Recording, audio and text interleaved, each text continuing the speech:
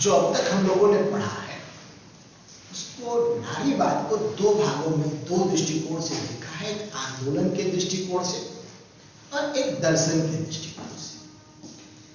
ये जो आंदोलन या दर्शन था इसने चार चीजों का, चार थीम का पहचान किया, चार विषयों का पहचान किया कि जो महिला पुरुष के बीच में अंतर है उसका कारण क्या है। तो जो पहला अंतर सेकेंड वेव में पहचाना या रेडिकल फेमिनिस्ट ने पहचाना वो है कि सेक्स और जेंडर इन दोनों के बीच में अंतर है। ये पहला अवधारणा है कि सेक्स और जेंडर के बीच में अंतर है और ये जो जेंडर है, सेक्स नेचुरल है, प्राकृतिक है और जेंडर सोशल, सामाजिक है। और जेंडर कोई होता नहीं, जेंडर बनाया जाता है और वो जो बनाने की प्रक्रिया है वो इतना शार्प प्रक्रिया है, इतना इस तरह का प्रक्रिया है कि उस प्रक्रिया, उस सामाजिकरण के दौरान वो व्यक्ति पुरुष और स्त्री के रोल में करने के लिए तैयार हो जाता है। और ये जो जेंडर बना, अगर ये बना है, प्राकृतिक नहीं है तो ये समाप्त नहीं किया जा सकता। रेडिकल फेमिनिस्ट ये मानते हैं कि जो जेंडर बना है, अगर ये बना है, प्राकृतिक नहीं है, समाज के द्वारा बनाया गया है, तो इसे समाप्त नहीं किया जा सकता। और महिलाओं के साथ जितना भी भेदभाव होता है वो जेंडर बेसिस पे होता है, लिंग के आधार पर होता है, ठीक है। और समाज क्या करता है, समाज कुछ वैल्यू सिस्टम को इंपोज करता है लड़कों पे और लड़कियों पे। वर्ल्ड वाइड लड़के जहां भी होंगे उनको बताएगा कि ये कठोर है, परिश्रमिक है, मेहनती है, साहसी है और ये चैलेंज स्वीकार कर सकते हैं। लड़कियों के बारे में जो समाज का दृष्टिकोण है वो है कि ये कोमल है, सेवा भाव रखने वाली है, घरेलू है और संस्कारी, ठीक है। और इस वैल्यू सिस्टम के अनुसार, इस मूल्य प्रणाली के अनुसार जेंडर को तैयार किया जाता है, ठीक है। ये हो गया जनरलाइजेशन। मैं आपको एग्जांपल देता हूं कि आपके मोहल्ले में 4 परिवार हैं, ठीक है, 4 तरह के हैं। तो चारों परिवारों का, मान लीजिए कि हिंदू है, एक मुस्लिम है, एक सिख है और एक ईसाई है, चारों परिवारों का वैल्यू सिस्टम अलग अलग है जेंडर तैयार करने का, ठीक है। तो जो हिंदू परिवार होगा उसका अलग सिस्टम से तैयार होगा, जो मुस्लिम लड़की होगी वो अलग तरह से तैयार होगी और जो क्रिश्चियन है वो अलग होगी, सिख है वो अलग, ठीक है।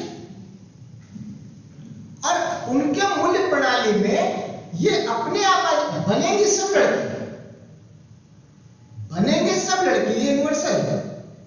लेकिन कल्चर इसको क्या करता है, वो अपने वैल्यू सिस्टम के अनुसार जेंडर को तैयार करता है, रेडी करता है। जैसे कि पर्दा प्रथा है, पर्दा प्रथा के खिलाफ मुहिम चला, समाज के बहुत बड़े वर्ग में हट गया, वर्ल्ड वाइड हट गया। लेकिन अभी थोड़े समय पीछे अगर आप फ्रांस जाए तो फ्रांस में बुर्का पहनने के लिए लेके बड़े आंदोलन, वहां स्कूलों में कि हम स्कार्फ बांध के जाएंगे, ठीक है, उसके लिए बड़े आंदोलन, लोगों ने स्कूल छोड़ दिया। कैसे?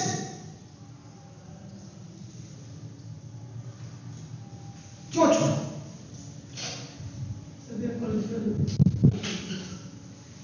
वो सामाजिक प्रक्रिया के दौरान ऐसा तैयार हुए, सामाजिक प्रक्रिया के दौरान वो इस तरह से तैयार हुए कि उनका जो वैल्यू सिस्टम उसमें किया, उनको उस जगह पे ले। तो मैं जो अपना बात आपसे कहना चाह रहा था कि ये जो जेंडर तैयार करने का प्रक्रिया है, ये सामाजिक प्रक्रिया है और ये नेचुरल है। एग्जाम्पल इसलिए देना था कि ये नेचुरल नहीं है, प्राकृतिक रूप से नहीं। अगर प्राकृतिक रूप से होता तो सब जगह एक ही तरह का वैल्यू सिस्टम तैयार होता, लेकिन ऐसा नहीं, प्राकृतिक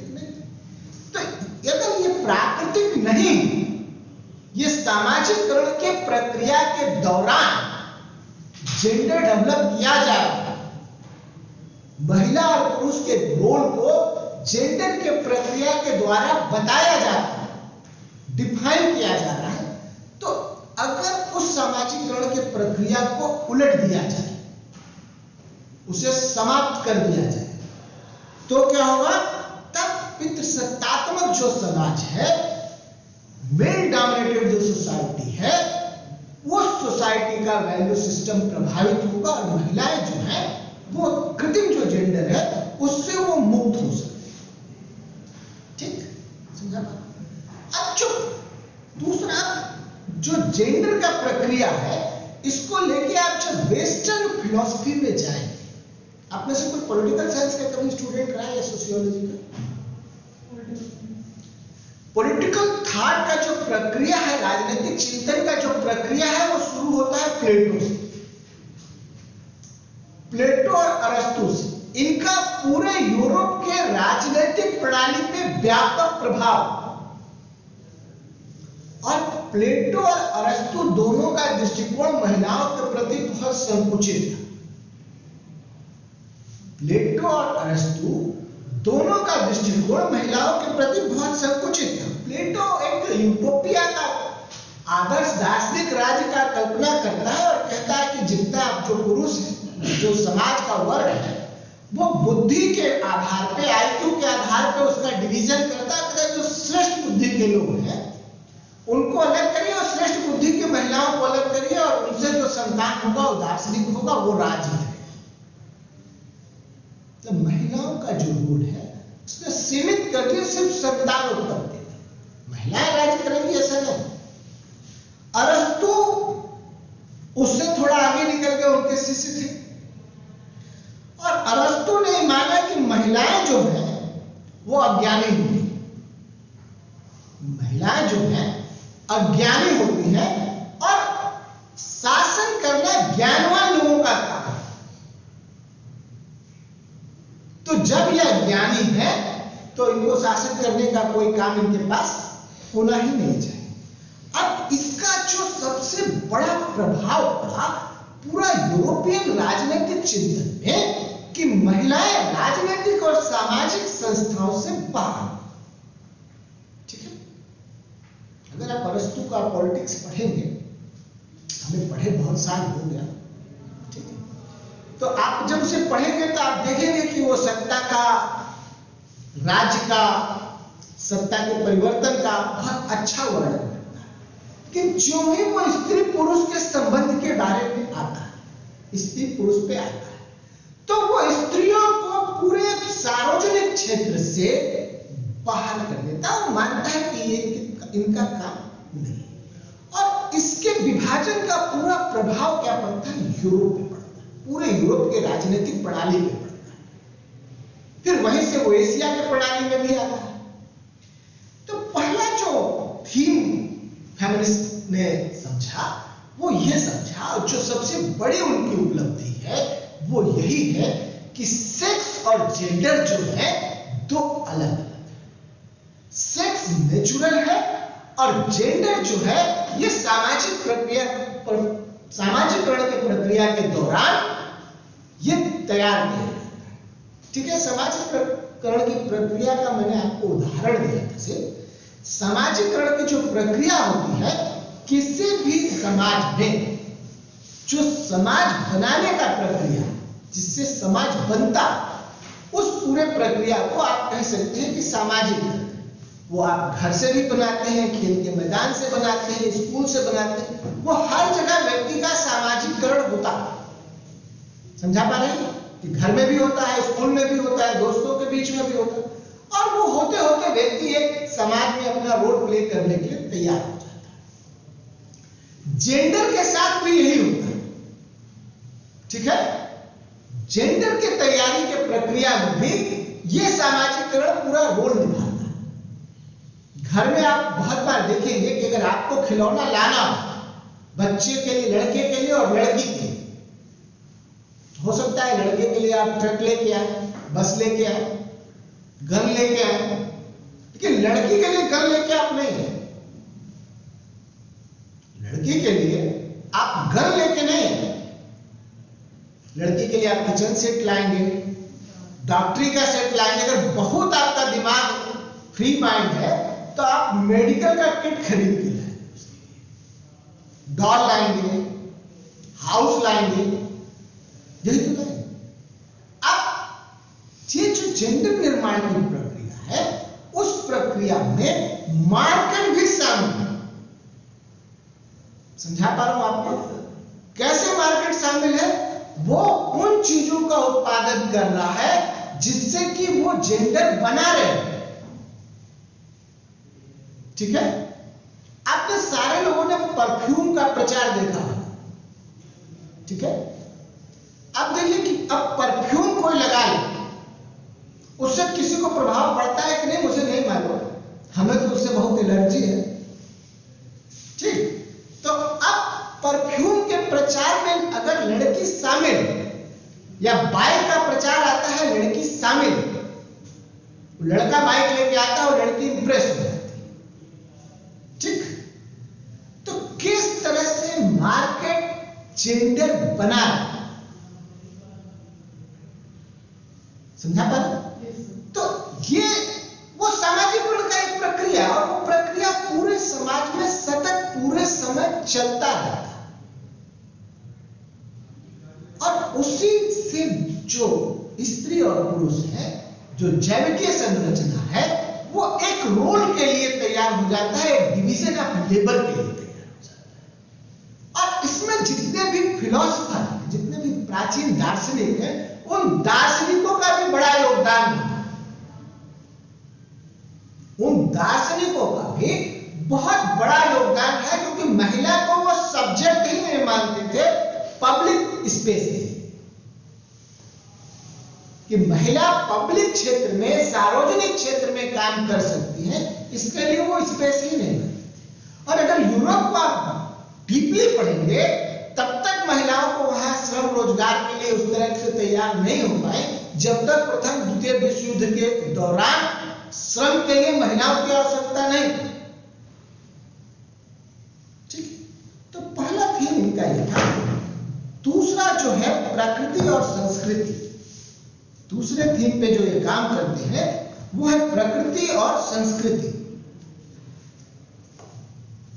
बेसिकली इसके जो विचारक हैं, डोना हार्वे, नोली, इवाई फॉक्स, भेद दूंगा आपको, डेविड स्मिथ, ठीक, ये सारे लोग। सबसे पहले प्रकृति और संस्कृति में क्या हुआ कि विज्ञान को चैलेंज किया गया, और ये कहा गया कि जो विज्ञान के सिद्धांत हैं, जो साइंस के सिद्धांत हैं, वो भी पुरुषवादी मानसिकता से ग्रस्त है, और उसको जीव विज्ञान के आधार पे मेल डोनर और फीमेल डोनर को, शुरुआती विज्ञान में ये माना जाता था कि मेल डोनर जो है वो एक्टिव है और फीमेल डोनर पैसिव है।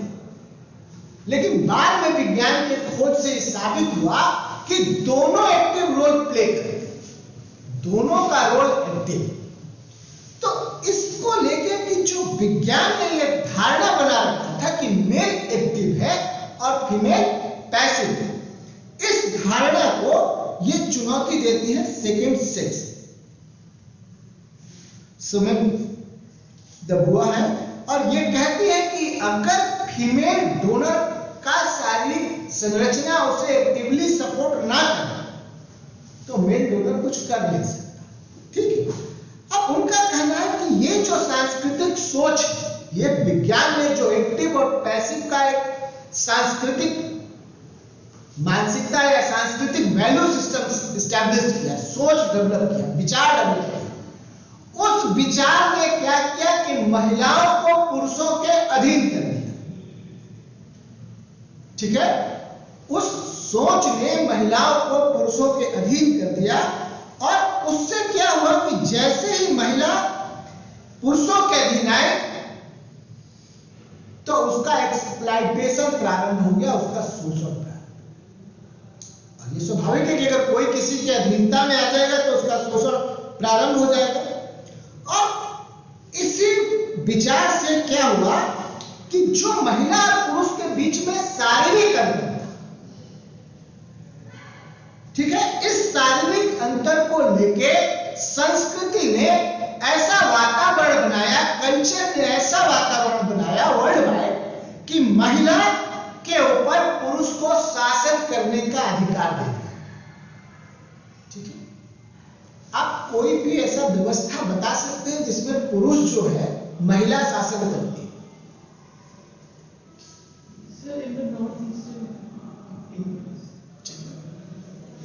नॉर्थ ईस्ट में है और केरल में है, जहां पे कुछ मातृसत्तात्मक समाज है।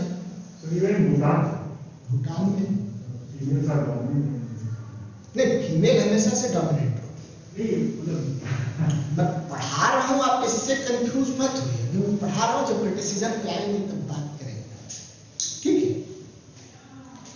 जो इनकी जो सबसे महत्वपूर्ण, देखिए फेमिनिस्ट का जो सबसे महत्वपूर्ण आंदोलन और दर्शन के लाभ है कि ये चार उन तत्वों का पहचान करते हैं, उस चार थीम का पहचान करते हैं जिससे महिला और पुरुष के बीच में विभेद उत्पन्न होता है। ठीक है, उसमें पहला है सेक्स और जेंडर, दूसरा है कल्चर, कि कल्चर ने क्या किया, जो ही महिला और पुरुष के सांस्कृतिक व्यक्तित्व को शारीरिक अंतर के आधार पर डिवीजन ऑफ लेबर किया, तो पुरुषों के पास कौन से काम गए जो प्रभावशाली थे, जो इफेक्टिव थे, और महिलाओं के पास कौन सा काम गया जो डोमेस्टिक वर्क था, जो घरेलू काम था, जैसे बच्चों का लालन पालन। ठीक है, और लालन पालन से भी बड़ा जिम्मेदारी महिलाओं के पास कल्चर ने क्या किया कि आगे के पैट्रियार्किक सोसाइटी के लिए, आगे के पितृसत्तात्मक समाज के लिए उस लालन पालन में अपने बच्चों को तैयार करना। समझा पा रहा हूं? आपको कभी भी अगर बहुत माइन्यूटली देखा होगा या आपने अचेतन मस्तिष्क से भी देखा होगा, तो बहुत बार लड़की और लड़का अगर एक ही परिवार में हो तो लड़का कोई चीज करता है तो कह देते हैं अरे लड़का जाने दो, लड़की अगर कर दी तो तुम लड़की हो, तुम्हें ये नहीं करना चाहिए। ये बहुत स्वाभाविक, और ये टोकने वाला कोई नहीं है। माँ होगी, दादी होगी, नानी होगी, बुआ होगी, वो आपको रोकेगी कि नहीं ये काम तुम्हारा नहीं। और सिर्फ इसी में नहीं, खाने पीने में भी हो सकता है कि अंतर, समाज की बदलाव है, लेकिन बहुत जगह आप देखें खाने पीने में भी अंतर। ये लड़की है तो आपको इस के बाद इस चीज को कम खाना है, लड़का है तो उसे ज्यादा खाना, उसे ज्यादा पौष्टिकता का जरूरत है, आपको कम है। ठीक है, ये कैसे आए? ये आया कल्चरल, जो आपका कल्चरल वैल्यू बना आपके दिमाग में, उसने ये चीज की। और डिवीजन ऑफ लेबर में ये काम महिलाओं को ही सौंप दिया। फेमिनिस्टों का कहना है पितृसत्तात्मक समाज में अगला पितृसत्तात्मक समाज की स्थापना के लिए अगला बना रहे, उसके लिए काम महिलाओं को सौंप दिया, और महिलाएं ही इसे बाखूबी से निभा रही, क्योंकि आदमी कोई काम अच्छा से कर नहीं सकता।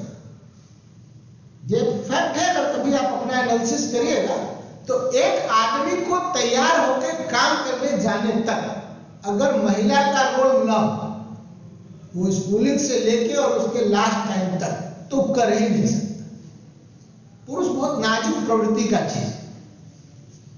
ठीक है, अब पुरुष के साथ अगर ये पितृसत्तात्मक समाज को चलाने का डिवीजन ऑफ लेबर जो था, अगर उसे सौंप दिया जाता कि तुम लालन पालन करो, तुम सामाजिक की प्रक्रिया को, कल्चरल वैल्यू को सेट करो, तो वो कर नहीं सकता। कोई भी पुरुष ये काम नहीं कर सकता। कैसे नहीं कर सकता था कि जब बच्चे के पालन का प्रक्रिया शुरू होता है तो वो प्रक्रिया कोई पुरुष करता ही नहीं, वो चाहे लड़की कितनी भी पढ़ी हो, वो करना उसे ही पड़ता है। ठीक है, तो ये कहते हैं, जो फेमिनिस्ट कहते हैं कि ये जो कल्चर, ये जो सांस्कृतिक मूल्यों के अनुसार जो डिवीजन ऑफ लेबर हुआ, श्रम का विभाजन हुआ, वो श्रम का विभाजन अगले पितृसत्तात्मक समाज के लिए अगला पितृसत्तात्मक समाज तैयार कर देता है। और इससे क्या होता है कि महिलाओं की स्थिति हमेशा दोयम दर्जे की बनी रहती है, हमेशा दूसरे दर्जे की बनी रहती है। और इसमें क्या होता है कि इस स्थिति को बरकरार रखने में धर्म, प्रशासन दोनों अपना योगदान करते हैं। महिलाओं की स्थिति ऐसी ही बनी हुई है, इसमें धर्म भी वही काम करता है और प्रशासन भी वही काम करता है। ठीक है, अब धर्म कैसे काम करता है?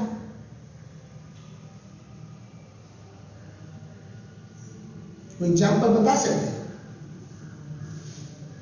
धर्म ऐसे काम कर सकते, बहुत सारा ऐसा ड्यूटी है महिला के पास, रिचुअल ड्यूटी है, वर्ल्ड वाइड है, कि वो महिलाएं ही पर काम करती।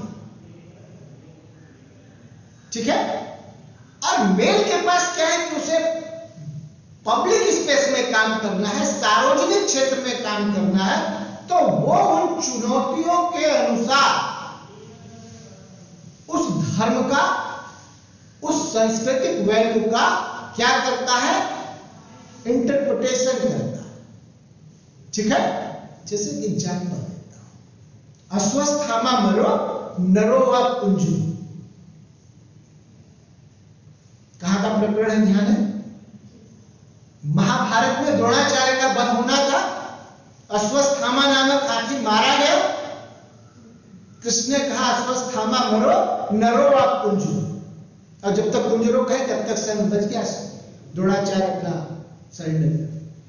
तो जो कल्चरल वैल्यू, जो सांस्कृतिक मूल्य है, वो जो महिला और पुरुष के बीच में प्राकृतिक अंतर था, उस अंतर के आधार पे धर्म का सहारा लेके, प्रशासन का सहारा लेके ऐसा वो स्पेस क्रिएट किया, ऐसा उसे बनाया, सिस्टमैटिक सेटअप, संरचना तैयार किया कि महिला के पास जो डिवीजन ऑफ लेबर में काम आए, वो काम कम महत्वपूर्ण आए या वो घरेलू काम आए, और वो एक आगे के लिए, आगे के समाज की तैयारी करने के लिए वो तैयार हुई, और उससे उसका दर्जा दोयम दर्जा का बना है। और इसमें सबसे बड़ा जो महत्वपूर्ण रोल महिला ने निभाया या महिला को महिला होने के लिए मिला, वो है उसके प्रजनन क्षमता। ठीक है, कि उसके ही बच्चे होंगे। ठीक है, और पिता सिर्फ एक विश्वास, मां तो सत्य है, पिता सिर्फ विश्वास। ठीक है, तो बच्चे उसके होंगे तो स्वाभाविक है कि उसके पास ही रहेंगे और उसे उसका लालन पालन बड़ा करना।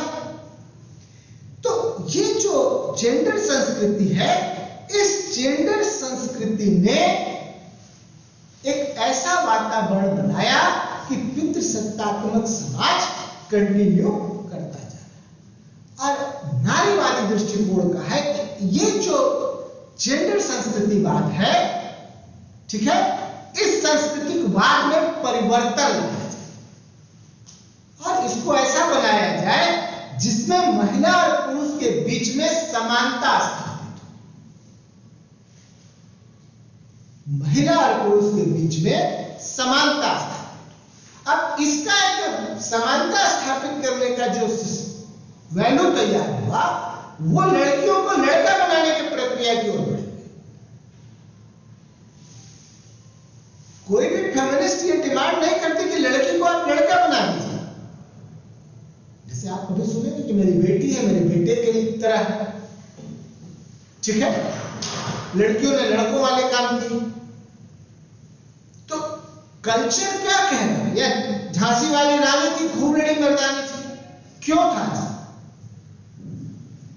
ये सारे चीज, ये सारा कथन, ये सारे स्टेटमेंट महिला अगर पुरुष का काम करती है तो उसका महिलावादी जो गुण है, महिला के रूप में जो उपलब्धि है, उस उपलब्धि को भी पुरुष के खाते में डालने की प्रक्रिया है।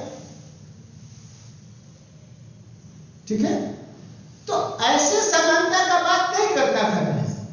फेमिनिज्म ऐसे कि आप स्त्री है, स्त्री के गुण में है, उसके आधार पे आपके साथ कोई भेदभाव ना हो, आप जो करना चाहे वो आपके अकाउंट में हो, पुरुष जो करना चाहे वो पुरुष के अकाउंट में। ऐसा एक सांस्कृतिक, ऐसा एक जेंडर न्यूट्रल सोसाइटी बने, ठीक है।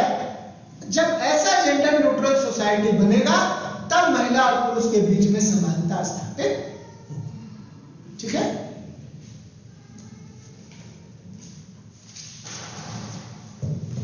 तीसरे महत्वपूर्ण जो बिंदु का पहचान करते हैं वो महत्वपूर्ण बिंदु है निजी और राजनीति, ठीक है, पब्लिक और प्राइवेट स्पेस।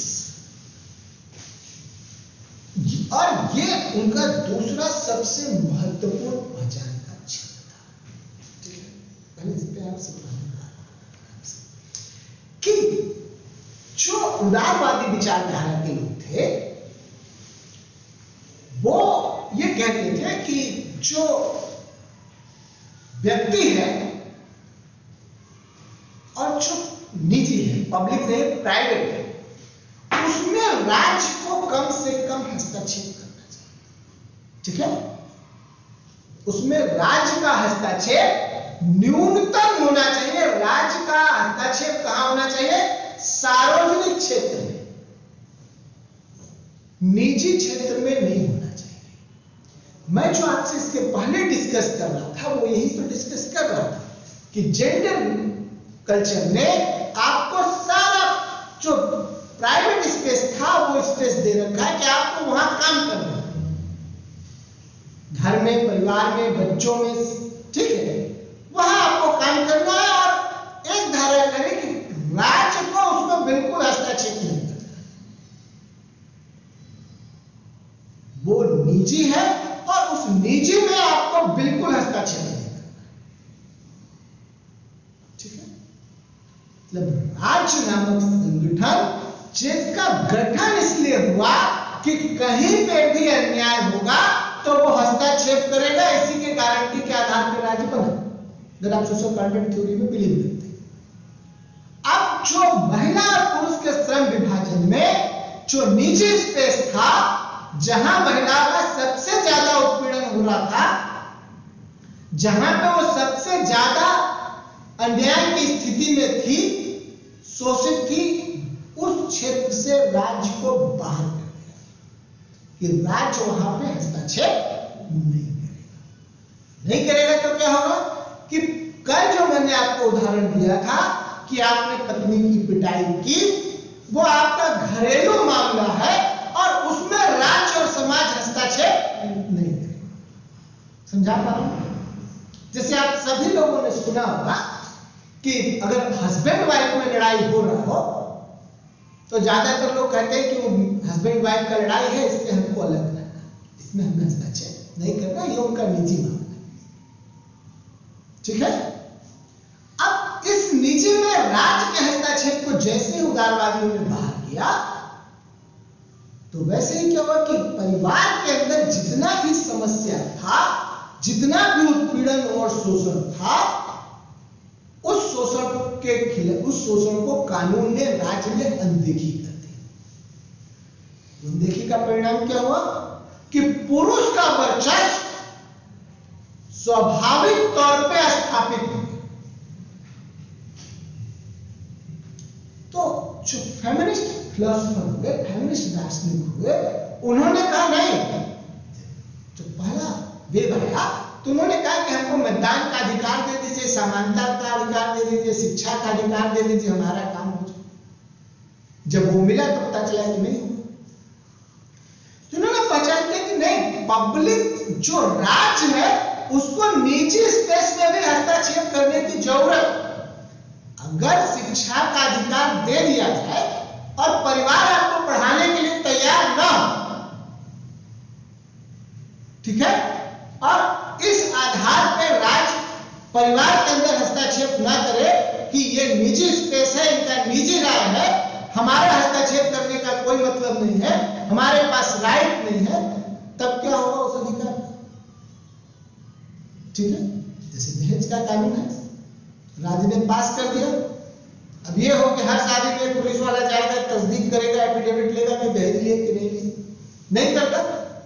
तो दहेज लेने वाला भी और दहेज देने वाला, दहेज देने वाला सारा दहेज पहले सजा के रख देता, और अगर गाड़ी दे रहा हो तो उसे वो थोड़ा अगर ऊंची जगह हो वहां लगा, ठीक है। और जिसको मिलता है जब तक उस गाड़ी को अपने सभी दोस्तों को घुमा नहीं देता तब तक, अब राज उसमें कोई हस्तक्षेप, राज को पता है कि ये गाड़ी बिकी, ये शादी में गया, यहाँ हुआ, राज को पता है, लेकिन वो उस निजी स्पेस में हस्तक्षेप नहीं करता। करेगा तो क्या होगा, विरोध होता है। समझा पा रहे? जैसे कोविड में एक त्रिपुरा का केस था, एक एसएसपी पहुंच गया था हाल में, जहां पे ज्यादा लोग थे, तो वो ला के गार्डिंग काम कर रहा था, मान लीजिए कुछ उसने ब्रीच किया, हाथ उठा दिया, लेकिन वो निजी स्पेस था, वहां हस्तक्षेप हुआ।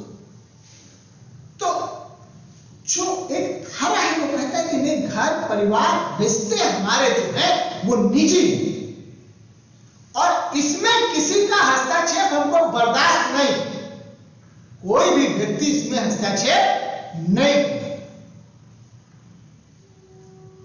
और इस प्रक्रिया से क्या हुआ कि बहुत बड़ी न्याय की समस्या है, इन्हें जस्टिस के साथ बहुत बड़ी समस्या है। इसी को पलटने के लिए इस क्षेत्र का पहचान फेमिनिस्ट दार्शनिकों ने किया, और उन्होंने कहा कि राज्य को निजी क्षेत्र में हस्तक्षेप करना चाहिए, महिलाओं के सुरक्षा को ध्यान में रखके निजी क्षेत्र में हस्तक्षेप करना चाहिए, ठीक है। उसी के आधार पे बहुत सारे तलाक के कानून बने, ठीक है। निजी क्षेत्र क्या है, पुरुष और स्त्री के बीच विवाह कैसे होगा, तलाक कैसे होगा, प्रॉपर्टी में राइट कैसे होंगे, संतान उत्पत्ति का अधिकार कैसा होगा, ये निजी क्षेत्र है। अब आपको एक एग्जांपल देता हूं, सरकार आज कह रही है कि लड़कियों की शादी का उम्र 21 साल कर देंगे, ठीक है। खाद पंचायत खरीद बिल्कुल आप ऐसा नहीं कर सकते, लड़की शादी कहां करेगी हम डिसाइड करेंगे, किस उम्र में करेगी हम डिसाइड करेंगे, राज्य को इसमें हस्तक्षेप करने का कोई अधिकार नहीं। राज्य हस्तक्षेप कहता है कि ट्रिपल तलाक आप नहीं ले सकते, कहते नहीं हम ले सकते, हमारे शरीयत में लिखा हुआ। बात पहुंचा पा रहा हूं? अब ये द्वंद लगातार चल रहा है। फेमिनिस्ट फिलॉसफर कहते हैं कि हस्तक्षेप करिए, वहां न्याय, ठीक है। राज्य वहां हस्तक्षेप का कोशिश वर्ल्ड वाइड अब कर भी रहा है। वर्ल्ड वाइड राज्य इस स्थिति के परिवर्तन के लिए काम कर रहा है, लेकिन जो ही करता है, जो पेट्रियार्किकल अप्रोच है, जो पितृसत्तात्मक दृष्टिकोण से समाज को देखने का दृष्टिकोण है, उसको लगता है कि मेरे ऊपर खतरा उत्पन्न हो गया, ठीक है। और उस खतरे से निजात पाने के लिए वो कहता है कि राज्य को इसमें हस्तक्षेप करने का जरूरत नहीं। अगर राज्य हस्तक्षेप करेगा तो क्या होगा कि वो कहते हैं कि परिवार को खतरा उत्पन्न हो जाएगा।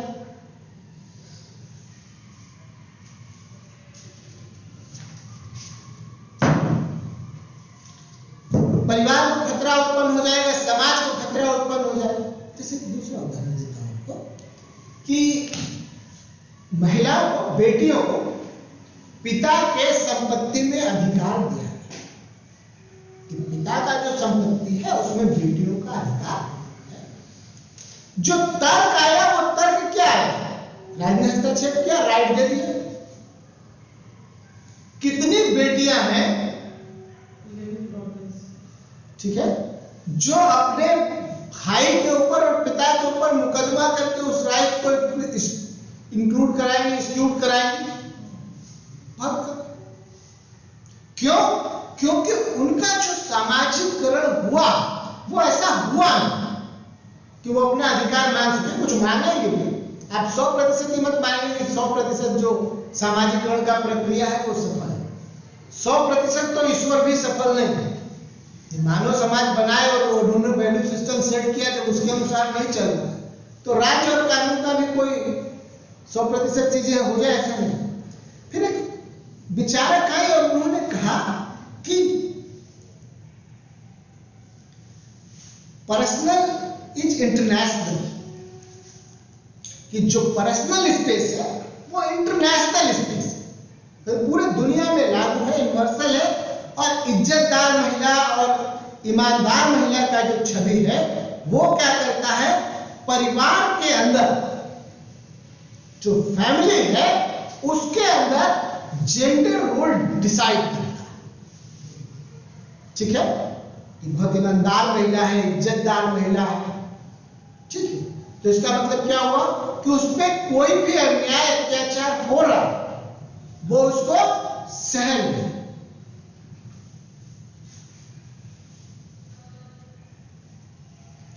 और इसी की वजह से क्या होता है कि महिलाओं को इस पर्सनल स्पेस की वजह से वो पब्लिक स्पेस में रोल प्ले नहीं कर पाती। वो पर्सनल स्पेस में जब राज हस्तक्षेप करता ही नहीं तो उनको पब्लिक स्पेस नहीं मिलता है, और पब्लिक स्पेस नहीं मिलता है तो वो अपना बात सार्वजनिक नहीं कर पाती हैं, और उनका बात भी कहने वाला कोई दूसरा होता है। ठीक है, तो वो पब्लिक स्पेस में आती नहीं। और तीसरा कारण, जो तीसरा थी वो पहचान करते हैं फेमिनिस्ट कि ये तीसरा कारण है जिसकी वजह से पितृसत्तात्मक समाज आज तक सरवाइव कर रहा है, उसका सर्वाइवल बना हुआ है।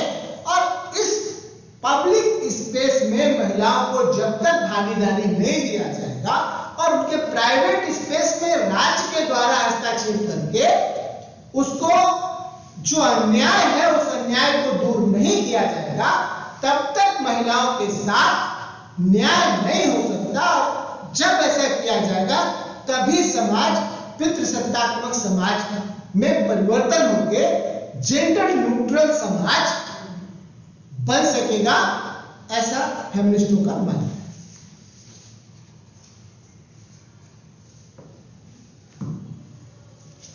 फिर चौथी चीजें वो पहचानते हैं, वो कहते हैं कि पितृसत्ता और हिंसा। ठीक है, कि पितृसत्तात्मक समाज में जो पुरुष महिलाओं के ऊपर हिंसा करते हैं, ठीक है, वो जो उनके ऊपर हिंसा है पुरुषों का, वो पितृसत्तात्मक समाज का देन क्यों है कि वो ये मान के चलते हैं कि महिला के ऊपर हमारा शासन करने का अधिकार है, उनको आदेश देने का अधिकार। ठीक है, ये वो मान के चलते हैं। और ये पितृसत्तात्मक समाज जो है वो एक पावर का खेल है, एक शक्ति का खेल है। ठीक है, वो कैसे शक्ति बल का उपयोग करते हैं, जो डिवीजन ऑफ लेबर, जो श्रम का विभाजन है उसके आधार पर, जो लोकाचार है, जो कस्टम्स है, रिचुअल्स है, उसके आधार पर। ठीक है, और इस पितृसत्तात्मक समाज और हिंसा को बनाए रखने में समाज की जितनी भी संस्थाएं हैं उन सभी संस्थाओं का योगदान।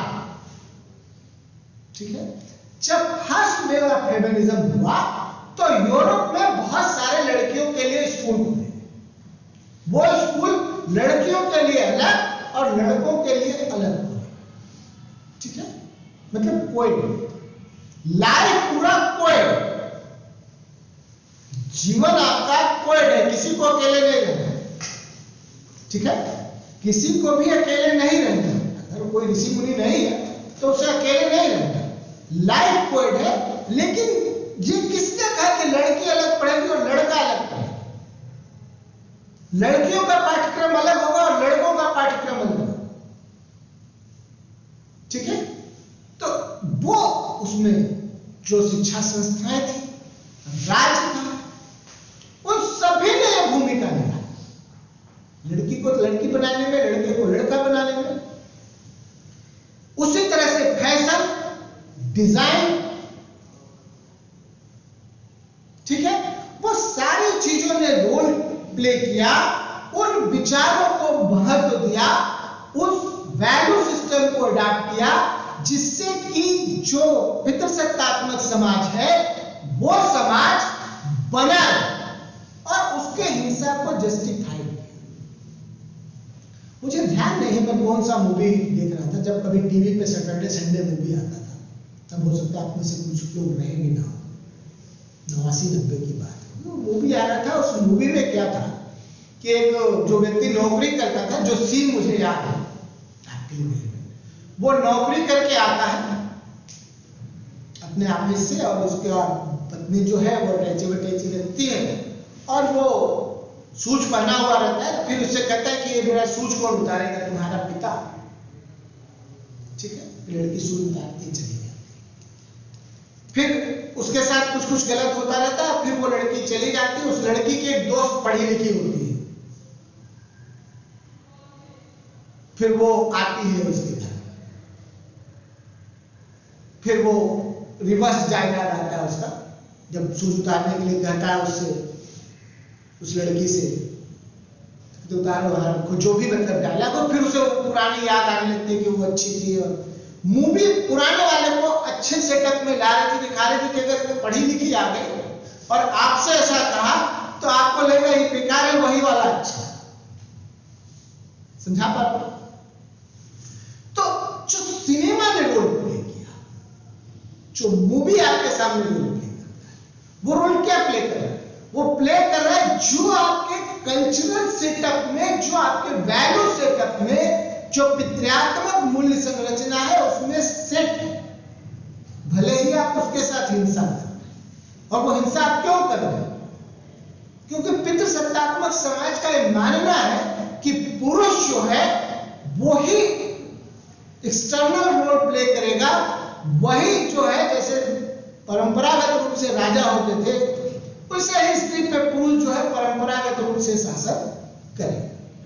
एक दूसरा भी एग्जाम्पल मैं मूवी से देता हूं, शायद वो अमिताभ बच्चन का मूवी है, उसका मुझे नाम नहीं याद है, और उसमें शायद अमरीश पुरी खलनायक है, उसकी पत्नी जिला अधिकारी होती है अमिताभ बच्चन की, और वो जब जाते हैं अमरीश पुरी मिलने तो शायद भी निकाल दिए थे अपने घर से, तो वो लड़की डीएम थी तो बैठे सुनती है, फिर अपना वो पेपर वेट गिरा के उनका पैर छूती है।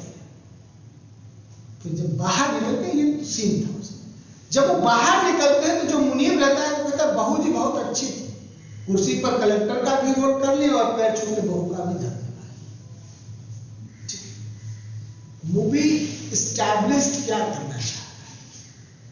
जो पितृसत्तात्मक वैल्यू है, ठीक है, उसको आप डीएम है, प्रोटोकॉल में है, फिर भी पैर छू रहे हैं तो बहुत अच्छे हैं। समझा पा रहे हो? और पैर छूना तो नैतिक करते, इसको जस्टिफिकेशन जो फेमिनिस्ट कहते हैं कि इस तरह का जो हिंसा है, इस तरह का जो हिंसा है, ये इसका जस्टिफिकेशन पैट्रियाटिक सोसाइटी में, पैट्रियाटिक वैल्यू सिस्टम, पुरुषवादी जो वैल्यू सिस्टम है उसमें आप जितना भी गाली सुने वो एक तरह का हिंसा है, वो सारा महिलाओं के प्रति है। तो वो कहते हैं कि ये जो वैल्यू सिस्टम है इसको बहुत सारी चीजें जो है, बहुत सारी जो चीजें हैं वो सपोर्ट करती है। जितना भी संरचना आप देख रहे हैं, चाहे वो सिनेमा हो, चाहे वो मार्केट हो, चाहे आपका परिवार हो या प्रशासन का क्षेत्र, वो सारी चीजें उस वैल्यू सिस्टम को ही सपोर्ट करते हैं। जैसे मैं आपको एक एग्जाम्पल देता हूं कि आप सभी लोग पढ़े लिखे हैं, सभी को पता है कि एक व्यक्ति अगर जज बनता है और बहुत रेडिकल नहीं है और उसका नॉर्मल शादी होता है तो 20-25 लाख उसको दहेज मिल जाता है, मांगे तो ना मांगे तो, ठीक है, कोई जरूरी नहीं 10-15-20 लाख रुपए का उसमें ट्रांजेक्शन होता है, ठीक है। अब अगर उसके पास ये दहेज का मुकदमा गया, जो खुद ही दहेज लिया, जो सरकारी वकील सेलेक्ट हुआ था वो भी दहेज लिया, जो बचाव का वकील है वो भी दहेज लिया, तो आप क्या सोच रहे हैं कि दहेज पीड़िता को न्याय दिला? जब मान लीजिए डोमेस्टिक वायलेंस का एक केस है, और जज साहब खुद ही करते, वकील साहब करते, ठीक है। तो एक आध थप्पड़ मारना तो नॉर्मल बात है, इसमें क्या बात है, तो हस्बैंड वाइफ में चलता है। तो जो फेमिनिस्ट जो पहचानते जिन चौथे चीज की बात कि ये जो पैट्रियार्टिक समाज में हिंसा, उसको पितृसत्तात्मक समाज सपोर्ट करता है। जो महिलाओं के प्रति हिंसा है उसको पितृसत्तात्मक समाज सपोर्ट करता है, ठीक है। सिर्फ दूसरा उदाहरण कि उन्नाव में एक लड़की के साथ घटना हुआ जिसमें विधायक इन बात फिर लेंगे, वो नहीं, मैं सिर्फ एग्जाम्पल दे रहा हूं, ठीक हुआ। दो तरह का डिबेट तुरंत शुरू हुआ तत्काल, अगर आप देखेंगे, एक जो पॉलिटिकल विरोधी थे या उनके विरोध में, एक वो लड़की के विरोध में बिना इन्वेस्टिगेशन, समझा। इसी तरह से तीसरी चीज आपको उदाहरण देता हूं जो एकदम अभी घटा हो, वर्ल्ड वाइड मीटू का एक आंदोलन चला, ठीक है। वो आंदोलन सबसे जो फैशनेबल, सबसे एडवांस माने जाते हैं वहां से शुरू हुआ, सिनेमा जगत से, ठीक है, जहां महिलाएं को बहुत ज्यादा काम है, बहुत ज्यादा। अब वो चला, उसके काउंटर में भी चीजें चल रही, वर्ल्ड वाइड चल रही, उसके काउंटर में भी चल रही कि अब 10 साल बाद क्यों, 15 साल बाद क्यों, 20 साल बाद क्यों चला गया। ये पैट्रियार्टिक हिंसा, इसकी पहचान करते हैं फेमिनिस्ट और कहते हैं कि ये जो चार चीजें हैं, ये चार महत्वपूर्ण थीम है जिसकी वजह से महिला दोयम दर्जे की स्थिति में है, और उसको अगर इस दोयम दर्जे की स्थिति से बाहर निकालना तो एक ऐसा समाज बनाना पड़ेगा जहां इन चारों चीजों से मुक्ति है, ठीक है। अब फेमिनिस्ट चाहते क्या हैं?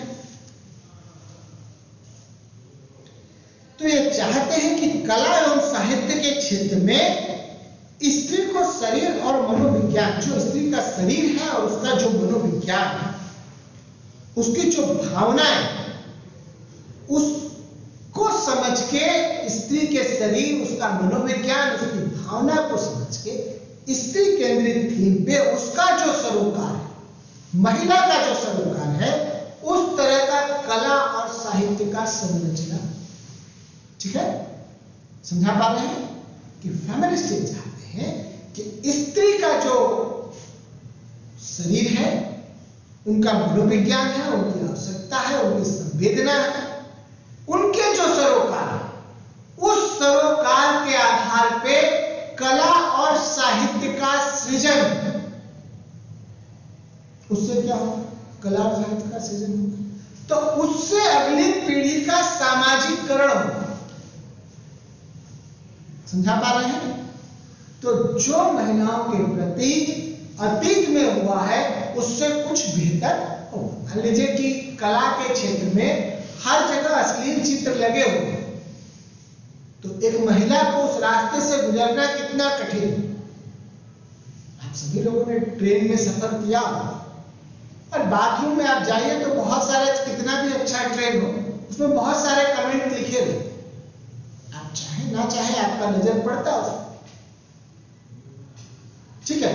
तो कई बार मान लीजिए कि छोटा बच्चा गया 10 साल का, छोटी बच्ची, उसको तो बहुत बुरा प्रभाव पड़ेगा। तो फेमिनिस्ट यही चाहते हैं कि ऐसा कला और साहित्य बने कि इस तरह की चीजों पे जो महिलाओं के प्रति संवेदनशील हो, जेंडर न्यूट्रल हो, ताकि आगे की पीढ़ी उसके लिए बेहतर तैयार हो सके। दूसरा, वो सामाजिक विज्ञान के क्षेत्र में क्या चाहते हैं कि स्त्री की जो भूमिका है, जो रोल है और जो उसका सांस्कृतिक छवि, ठीक है, जो उसका रोल है और जो सांस्कृतिक छवि बना रखी है, उससे उसके हीनता का वर्णन होता है कि वो जो है सेकेंड क्लास सिटीजन है, उसको पुनर्स्थापित किया जाए, उसके भूमिका को और उसके का जो सांस्कृतिक छवि है, ठीक है, कल्चरल इमेज है, उसको इस तरह से परिभाषित किया जाए कि वो भी समाज के लिए उपयोगी है, इंपॉर्टेंट है, उनका भी उतना इक्वल अधिकार है जितना का मेल का। महिलाओं के भूमिका को समाज विज्ञान में महत्व दिया जाए, उनके कल्चरल इमेज को महत्व दिया जाए, सिर्फ पुरुषों के चीज को महत्व ना दिया जाए, पुरुष की भूमिका को या पुरुष के कल्चरल इमेज को ही महत्व ना दिया जाए, महिलाओं के भी कल्चरल इमेज को महत्व दिया जाए या उनके भी रोल को महत्व दिया जाए। 15 अध्याय का त्याग पढ़ा होगा, किसी ने पढ़ा?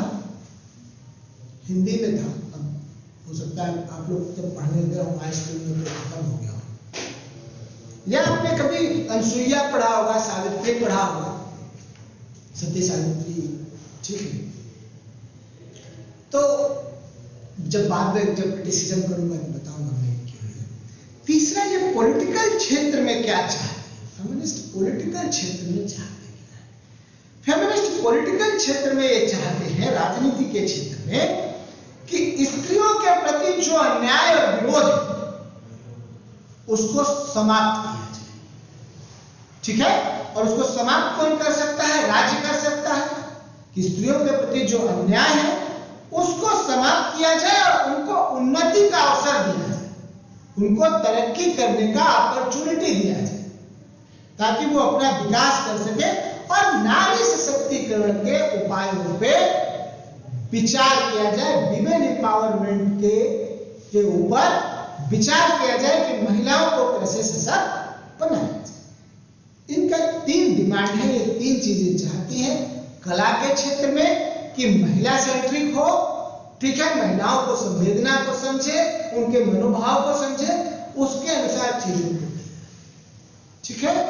समाज विज्ञान के क्षेत्र में कि समाज विज्ञान अधिकतर पुरुष सेंट्रिक है, पुरुषों को लेके काम किया है, वो महिलाओं के रोल को भी, उनके कल्चरल इमेज को भी उतना इक्वल इंपॉर्टेंस दे जितना वो महिलाओं को दे। राजनीतिक विज्ञान के क्षेत्र में कि महिलाओं को उन्नति का अवसर दे, उनके प्रति जो अन्याय का धारणा है वो ठीक है। अब इतना तक तो जो मैं आपसे डिस्कस कर रहा था ये था फेमिनिज्म। अब जो मेरे को आपसे डिस्कस करना है वो है फेमिनिस्ट जूरिस्प्रूडेंस, ठीक है। अगर आपसे पूछे, आप सभी लोग ला कहें कि जूरिस्प्रूडेंस के बारे में आप समझते क्या है?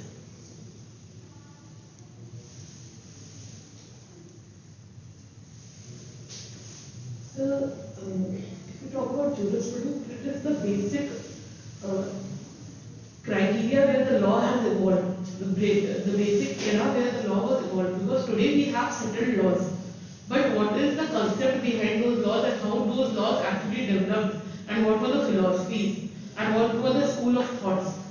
So for that way. वही लॉ के एवोल्यूशन कैसे हुआ और जो आज का ब्लैक एंड व्हाइट लॉ है वो किस तरीके से फ्रेम किया गया, उसकी रीजनिंग क्या है? मैं आपके रीजनिंग से लेता हूं, ठीक है, कि जो जूरिस्प्रूडेंस में स्कूल है, ला तो बने कैसे बने उसका मतलब नहीं, बन जैसा आवश्यकता हुआ बनाने वाले ने उसने बना दिया, चाहे डिवाइन लॉ चाहे स्टेट का। उस लॉ का जो जस्टिफिकेशन है वो है स्कूल। कमांड ऑफ सोवरेन से लेके सोशल स्कूल तक उस लॉ का सिर्फ जस्टिफिकेशन है कि ये लॉ है, ठीक है, समझा पा रहा हूं?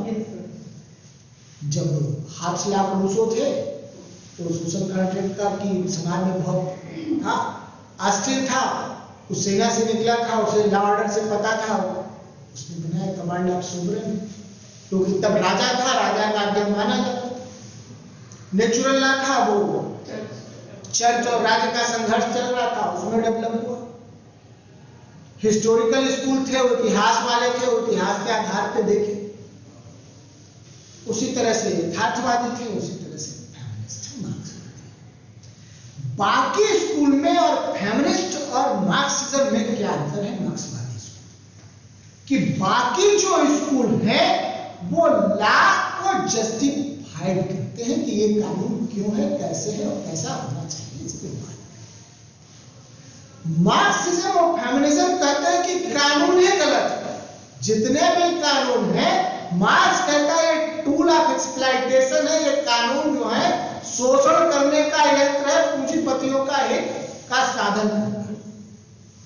ठीक, फेमिनिस्ट कहते हैं कि जो कानून है, जो ये कानून है, ये कानून पुरुष के प्रभुत्व के लिए है, मेल डोमिनेटेड सोसाइटी को बनाए रखने, पितृसत्तात्मक समाज कैसे सरवाइव करे उसको बनाए रखने के लिए।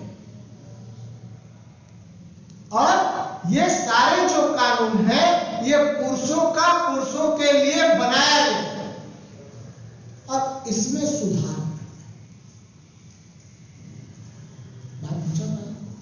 इसी से फेमिनिस्ट जूरिस्प्रूडेंस का शुरुआत हुआ। जब फेमिनिस्ट आंदोलन शुरू हुआ, उस आंदोलन के प्रभाव से क्या हुआ कि महिलाओं को समानता और स्वतंत्रता का डिमांड हुआ फर्स्ट। ठीक है, इन्हें स्वतंत्र किया जाए और समानता प्रदान किया जाए। इसी के प्रभाव से, इसी के इफेक्ट से फेमिनिस्ट जूरिस्प्रूडेंस का शुरुआत हुआ। और इसमें का जो शुरुआत हुआ वो 70 के दशक में माना जाता है कि 70 के दशक में जूरिस्प्रूडेंस विधि के क्षेत्र में फेमिनिज्म आया। और इसका शुरुआत का जो ट्रिगर पॉइंट था, उसमें एक ट्रिगर पॉइंट था नारीवादी आंदोलन, ठीक है, और दूसरा था समालोचनात्मक विधि शास्त्र, जो क्रिटिकल जूरिस्प्रूडेंस था, एक ट्रिगर पॉइंट उसका भी। इन दोनों ने मिलकर महिलाओं के अध्ययन के बारे में कि महिला सेंट्रिक कानून को देखा जाए कि वो कानून महिलाओं के लिए भी उपयोगी है या नहीं है, एक दृष्टिकोण विधि के क्षेत्र। उसी में क्या हुआ कि 1983 में एक कॉन्फ्रेंस हो रहा था, उसमें एक काकस विकसित हुआ जो महिलाओं के संदर्भ में कानून को देखने के लिए अपना एक काकस बनाया और उसके अकॉर्डिंग उसका इंटरप्रिटेशन। मान लीजिए कॉन्फ्रेंस में 20 लोग हैं, 10 लोगों ने महिलाओं के संबंध में पेपर दिए, समझा पा रहा हूं? ठीक उसी तरह से वहां से फेमिनिस्ट जूरिस्प्रूडेंस का शुरुआत विधि शास्त्र में माना जाता है। और जब लिबरल फेमिनिस्ट है, उसके प्रभाव से शिक्षा के क्षेत्र में 60 के दशक में बहुत सारी महिलाएं विधि के शिक्षा के क्षेत्र। और जब वो विधि के शिक्षा के क्षेत्र में आई तो उन लोगों ने क्या देखा कि जो घरेलू हिंसा है, बलात्कार है, लिंग उत्पीड़न है, इसके लिए कानून उतना संवेदनशील नहीं, ठीक है, उतना संवेदनशील कानून नहीं। तो उन्होंने क्या किया कि महिलाओं के प्रति जो हिंसा था उसको कानून में उचित स्थान देने का डिमांड कि भाई इस समस्या को भी सॉल्व किया जाए।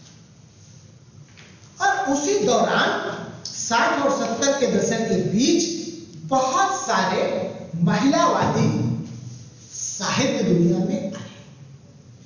उसके प्रभाव से क्या हुआ, 1981 में हार्वर्ड लॉ रिव्यू में या हार्वर्ड जर्नल में एक आर्टिकल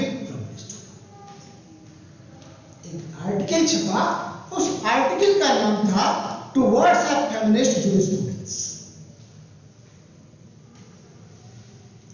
फिर दूसरा आर्टिकल छपा, feminism, Marxism, method and the state towards a feminist jurisprudence. और इन दोनों आर्टिकल के आधार पे फेमिनिस्ट जूरिस्प्रूडेंस विधि शास्त्र में नारीवाद का शुरुआत हुआ। फिर डेनिस लायड है, वो कहते हैं कि जो नारीवादी आंदोलन है, जो नारीवादी विधि शास्त्र है, वो अनेक कमरों का, बहुत सारे कमरे हैं उसमें, और उनके विचारों में बहुत भिन्नता है। बस एक ही चीज है जो उनको आपस में जोड़ता है। डेनियल लायड कि कि जो फेमिनिस्ट जूरिस्प्रूडेंस है बहुत कमरों वाला है। बहुत कमरों का मतलब उसमें बहुत तरह का थॉट प्रोसेस है, बहुत तरह का विचार है, लेकिन उन सारे विचारों को जो एक साथ जोड़ता है वो है पितृसत्तात्मकता। कि सभी नारीवादी विधि शास्त्री इस बात पे सहमत है कि पितृसत्तात्मक जो कानून है, जो विधिक संस्थाएं हैं, वो पितृसत्तात्मक, ठीक है। इस पे जब केंद्रित है वो इस बिंदु का पहचान कर लिए कि सभी लीगल इंस्टीट्यूशन पितृसत्तात्मक हैं, तो फिर वो क्या करेंगे कि इसका पहचान करते हैं फेमिनिस्ट जूरिस्प्रूडेंस में कि पितृसत्ता का निर्माण का कारण क्या है और ये कायम कैसे रहता है और ये शाश्वत बना कैसे। फेमिनिस्ट जूरिस्प्रूडेंस जो काम करता है कि ये पितृसत्तात्मकता का निर्माण होने का क्या कारण है, ये कायम कैसे है और ये शाश्वत बना कैसे है, और इसको इस तरह से शाश्वत बनाए रखने में कानून का क्या योगदान, जो लॉ है वो कौन सा रोल प्ले कर रहा है जिससे कि ये पितृसत्तात्मक समाज लगातार बना हुआ है, उसमें लॉ का क्या रोल। और ये उन तरीकों पे सोचने का काम करते हैं फेमिनिस्ट जूरिस्प्रूडेंस के लोग कि इस पितृसत्तात्मक जो समाज है, इस समाज का अंत कैसे किया जाए, इस पितृसत्तात्मक समाज का अंत कैसे किया जाए। फिर इसके लिए वो 2-3 तरह का जांच पड़ताल करते हैं साहित्य में, और वो पहला ये करते हैं कि नारी के अधीनता का क्या, जो महिला है वो सबऑर्डिनेट क्यों, किस कारण से वो सबऑर्डिनेट, और इसकी सीमा क्या है। और दूसरा वो ये सवाल उठाते हैं कि कैसे और किस तंत्र के माध्यम से महिलाओं को सबऑर्डिनेट के स्थिति में रखा जाता है, ठीक है। पहले सबऑर्डिनेट क्यों है, दूसरा ऐसा विधि में कौन सा तंत्र है तुमको लगातार सबऑर्डिनेट रखा जाए, और तीसरा जो नारीवादी विधि शास्त्र है वो विधि की राजनीति, पॉलिटिक्स ऑफ लॉ, ठीक है, इसकी जांच करता है। पॉलिटिक्स ऑफ लॉ कि जो कानून के अंदर राजनीति है वो उसका जांच पड़ताल, और उस जांच पड़ताल करने में वो ये जानना चाहता है कि महिलाओं की स्थिति जो अभी है उस स्थिति को कैसे बदला जाए, कैसे लिंग तटस्थ समाज, जेंडर न्यूट्रल सोसाइटी का गठन किया जाए। इसके लिए वो 7 सवाल उठाते हैं, 7 तरह के प्रश्न उठाते हैं, और वो महिलाओं के जीवन के का जो अनुभव है, एक्सपीरियंस है, उस एक्सपीरियंस के आधार पर उठाते हैं कि ऐसा कौन सा कारण है महिलाओं के जीवन में कि पितृसत्तात्मक समाज का हित साधने लगती है, ठीक है। और क्यों व्यवहारिक रूप से या औपचारिक रूप से महिलाएं उस पितृसत्तात्मक समाज को छोड़ना नहीं चाहती, ठीक। मैं सारा सब बोले नहीं रहा पूछे। अब इन सवालों के बाद फेमिनिस्ट जूरिस्प्रूडेंस जो है वो इसके समाधान के बारे में बात करता है। कहता है कि पुरुष और महिलाओं के बीच जो कानून है, जो विधि है, उसको जेंडर न्यूट्रल बनाया जाए, ठीक है, और उसको प्रभावकारी ढंग से लागू किया जाए। कानून बनाना एक बात है, उसको लागू करना अलग बात है। तो महिला और पुरुष के लिए जो कानून है अलग अलग है, उसको प्रभावी ढंग से लागू किया जाए, और विधि जो परंपरागत तौर पे विधि है उसका मूल्यांकन किया जाए, उसको देखा जाए कि उसमें क्या कमी है, कि महिला सेंट्रिक नहीं हो पा रहा है या जेंडर न्यूट्रल नहीं हो रहा है, उसमें परिवर्तन का प्रयत्न किया जाए।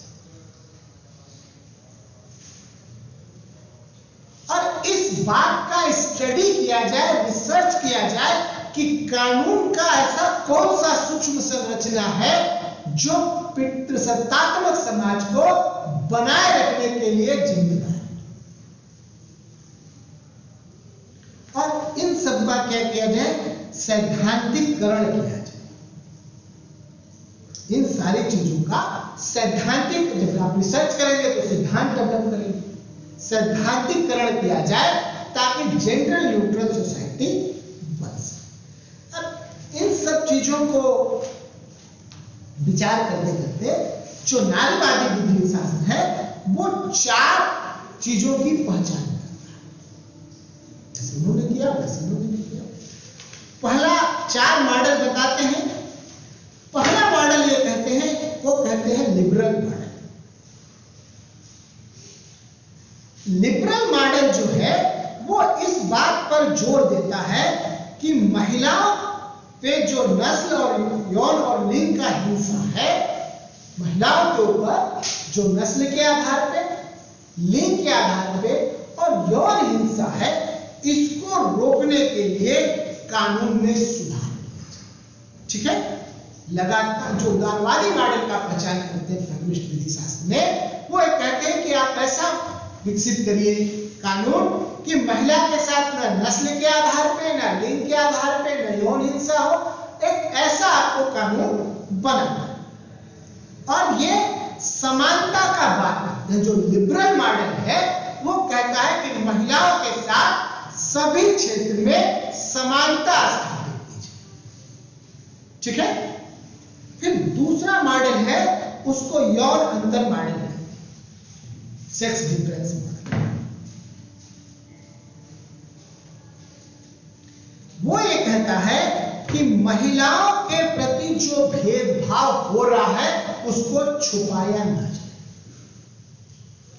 जो सेक्स डिफरेंस मॉडल है वो कहता है कि महिलाओं के प्रति जो भेदभाव हो रहा है उसको छिपाया ना जाए, उसको पहले तो ओपन किया जाए कि ये भेदभाव हो रहा है। क्यों? जब आप इसे ओपन करेंगे कि भेदभाव हो रहा है तभी आप उसका निराकरण कर पाएंगे, तभी आप उसका निराकरण कर पाएंगे। जैसे मैं जब बहुत छोटा था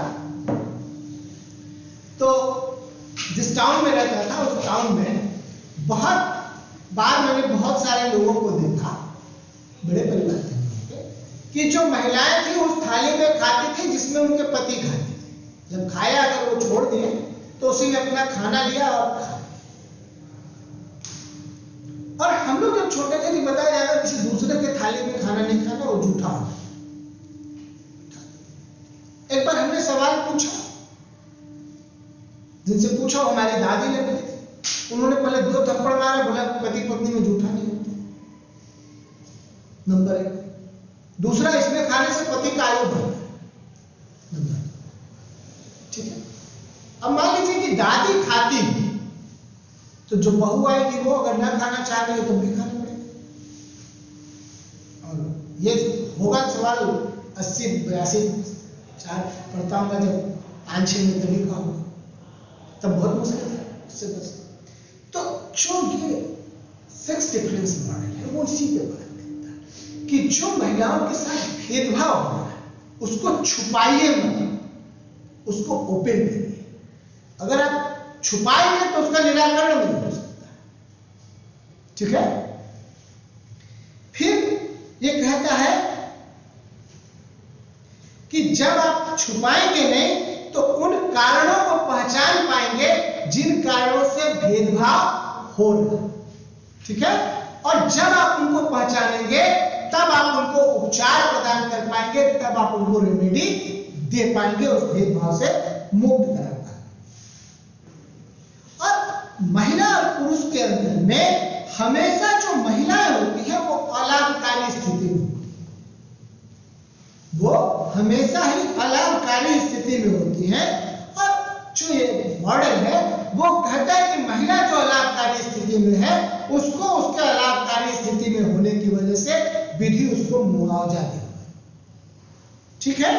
और मुआवजा दिलवाए क्योंकि यह अलाभकारी स्थिति उसके जैविक अंतर के आधार पर, ठीक है, मान लीजिए कि एक महिला पुरुष है, लिविंग रिलेशन में रह रहे हैं, अलग हो गए, ब्रेकअप हो गए, तो महिला हमेशा अलाभकारी स्थिति में रहेगी। समझा पा रहा हूं? तो ये मॉडल ये कहता है कि वो इसलिए अलाभकारी स्थिति में है क्योंकि वो स्त्री है। उसके इस अलाभकारी स्थिति में होने की वजह से उसको मुआवजा दिलाया जाएगा। ठीक है। और तीसरा ये मॉडल जोर देता है इस बात पे कि महिला और पुरुष के बीच में समानता स्थापित किया जाए। ठीक है, महिला और पुरुष के बीच में विधिक समानता स्थापित किया जाए।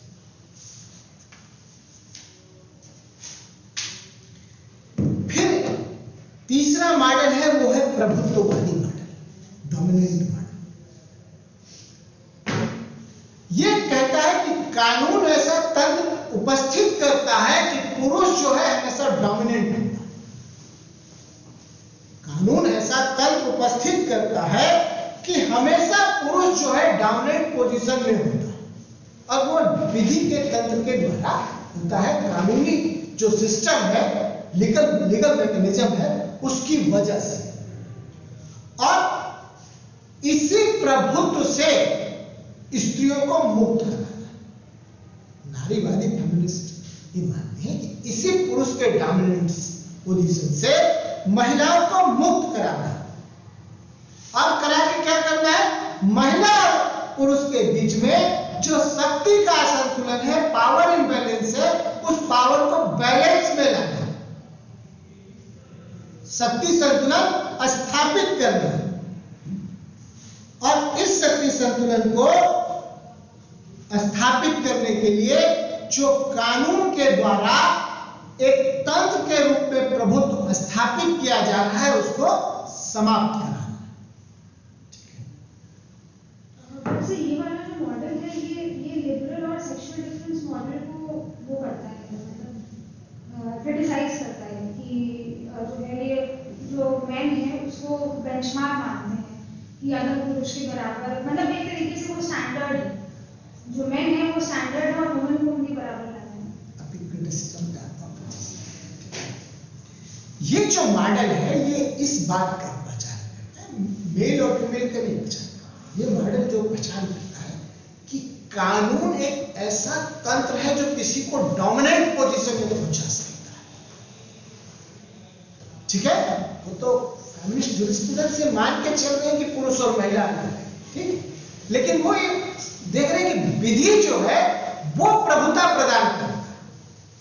और चौथा है वो है यूनिवर्सलिज्म के विरोध का मॉडल, कि जो अनिवार्यता है, सार्वभौमिकता है, उसका विरोध।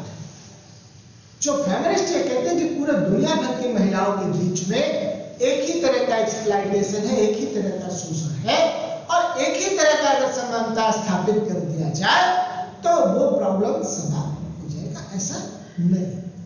जो समस्या श्वेत वर्ण की महिलाओं की है वो समस्या अश्वेत वर्ण की महिलाओं की नहीं।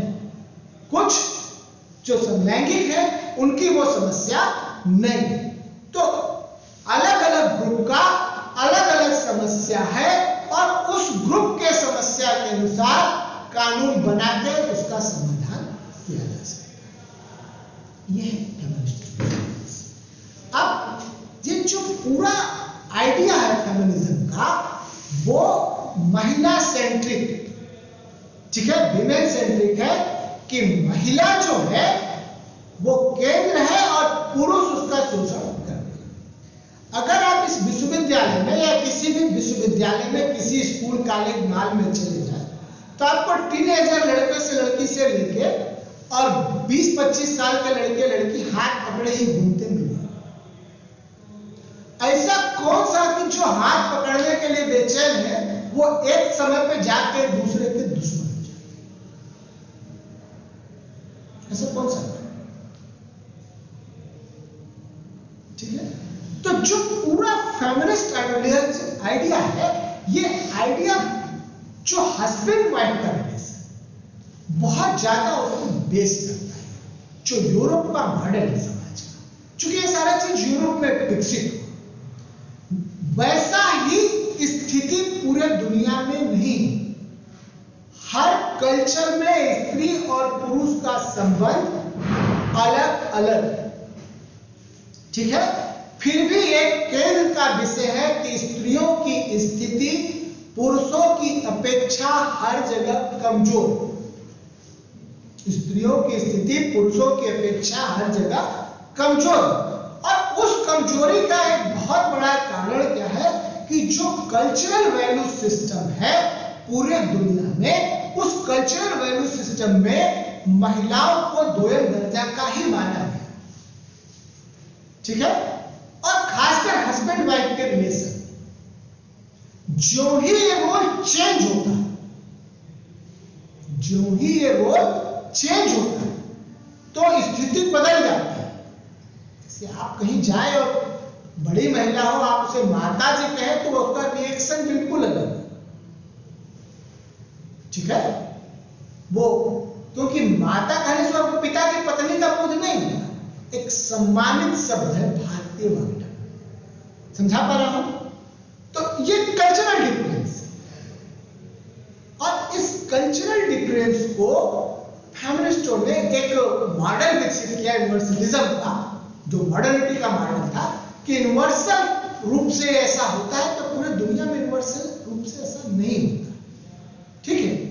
लेकिन उनका यह बात सही है कि जो जेंडर है वो सामाजिकरण के प्रक्रिया से तैयार होता है, उसमें कल्चरल वैल्यू ऐड करते हैं, और पितृसत्तात्मक समाज है, सब जगह मेल डोमिनेटेड है, तो ये चीजें सही है। और इस पूरे प्रक्रिया में महिला डोमिनेंट पोजीशन पे नहीं होती, ठीक है। वो डोमिनेंट पोजीशन में ना आए, बराबरी, ना मेल का डोमिनेंस हो ना फीमेल का डोमिनेंस हो, ऐसा समाज बने कि दोनों का बैलेंस, दोनों का संतुलन बना रहे। फेमिनिस्ट जूरिस्प्रूडेंस अब जो फेमिनिस्ट आ रहे हैं वो ये चाह रहे हैं, और इस समय फेमिनिस्ट जूरिस्प्रूडेंस में या फेमिनिस्ट आंदोलन में बहुत तरह का बिखराव, बहुत तरह का उनमें डिवीजन है। लेकिन आपके लिए इतना ही, अगर आपका कोई सवाल हो